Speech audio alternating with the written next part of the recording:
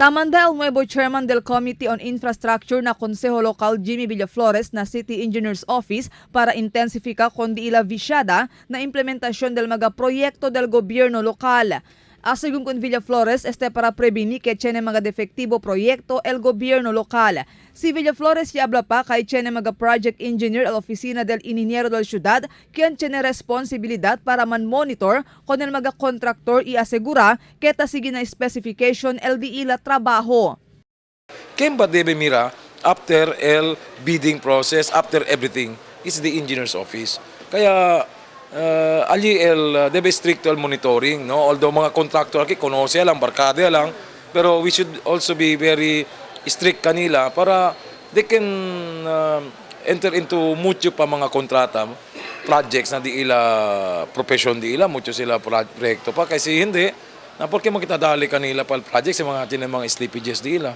Sita acorda mucho mga reports ta abuya acerca mga defectivo proyecto del gobierno local. Como nuevo chairman del mencionado comité, él mira también según él personalmente con este asunto y mira mga mejoras por medio de la legislatura para que modo puede corregir o resolver con este problema.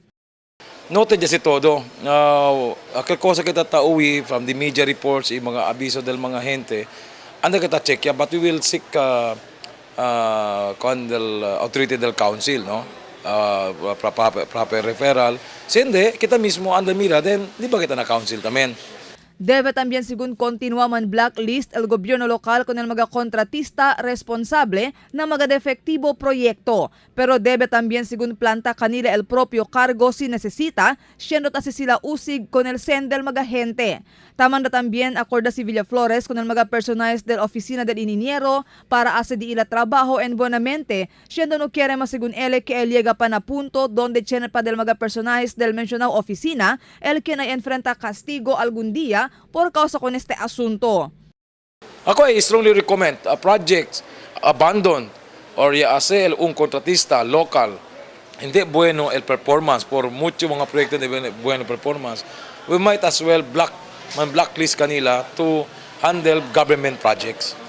Mientras tanto, apelo también de Villaflores con el mga kontratista para hacer en buenamente con di ila trabajo, siendo tapaga kanila el gobierno lokal. Marifita Mayo, Dateline Zamboanga.